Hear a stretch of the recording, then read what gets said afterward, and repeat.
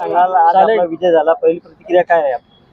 विजय हा माझा नसून संबंधित माझ्या मतदारांचा, माझ्या सहकाऱ्यांचा, तसेच माझ्या प्रभागातील रहिवाशांचा विजय मी मानतो।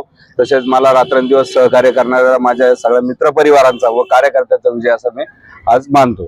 प्रभाग क्रमांक 2 मध्ये दिलेले मी तर कुठल्याही प्रकारच्या लोकांना खोटे आश्वासन दिलेले नाही, पण आम्ही जे दोघांनी जे आश्वासन दिले लोकांना की मी शब्द देतो की ते लवकरात लवकर आम्ही पूर्ण करणार आहोत आणि प्रभागाचा विकास कशा प्रकारचे सुजलाम सुफलाम होणार या दृष्टिकोनातून आम्ही काम करू।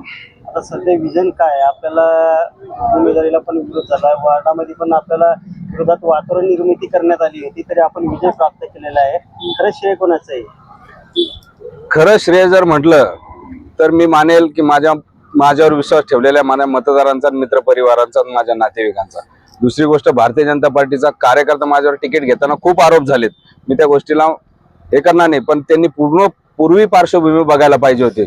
मी 2000 सनपासून मी काम करतो। मी युवा मोर्चाचा 2 टर्म सरचिटणीस होतो, मी वार्डाचा अध्यक्ष होतो, युवा मोर्चाचा सरचिटणीस होतो।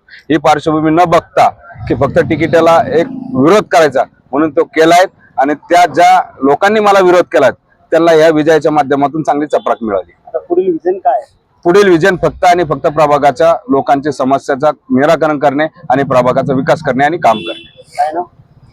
सुवर्णलता उल्हास साळवे पाटील माझी मिसेस आहेत, ती आज निवडून आली।